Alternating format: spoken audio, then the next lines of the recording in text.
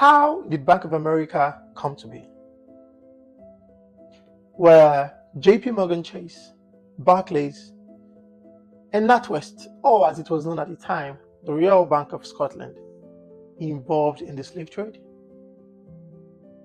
Did Bill Gates really start up Microsoft with another of his nerd friends in his parents' garage?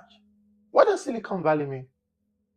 And how did Wall Street become the capital headquarters of the world? These are the kind of questions that keep me up at night. Now, I admit that's a little weird, but I've always been a history buff, and it's been said that I happen to know the weirdest things about people and places.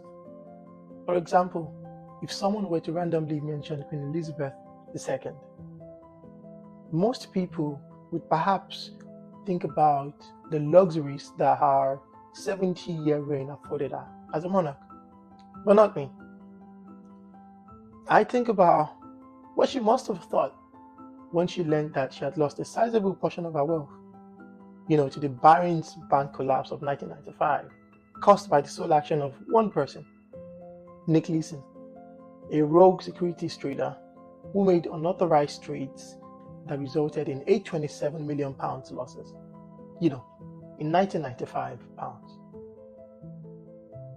And when someone says something about Paris, or Paris, as it's more colloquially called, most people would think about the Eiffel Tower and love and romance and all of those things. I think about the catacombs, or maybe more accurately, I think about Paris being the birthplace of cinema, and by extension, podcasting, vlogging, and all of those video and photo-related endeavors. Because it was in Paris where the world's first public cinema viewing was done on December 28, 1895. I'm kidding. I do think about all of those things. I think about Queen Elizabeth's luxuries, and I think about the Eiffel Tower. But I also think about these things, the catacombs, and Paris being the birthplace of cinema.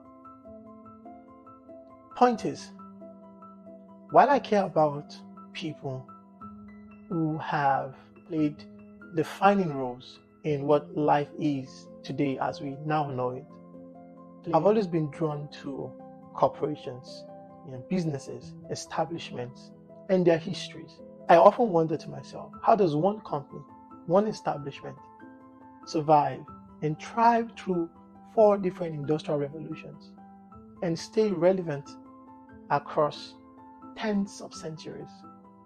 How do you build something like that? Something that doesn't just succeed in your lifetime, but something that outpaces you, outlives you. That's what I care about. Boring, right? Wrong.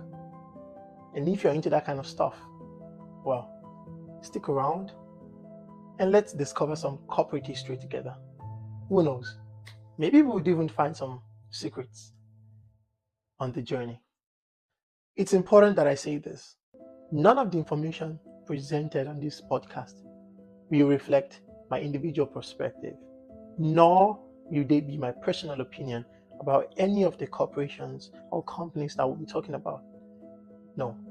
Instead, everything I'll be saying on this podcast would be an amalgamation, a mashup, if you will, of information, publicly available and verifiable information.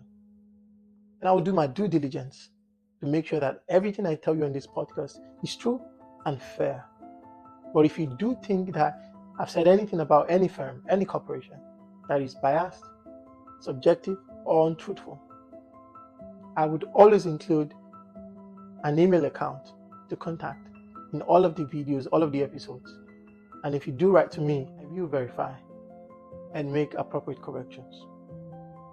That said, this promises to be an interesting journey. I'm excited to go on this journey with you and to share my passions with all of you. So please subscribe and let's do this together. Welcome to the Curious Case Podcast.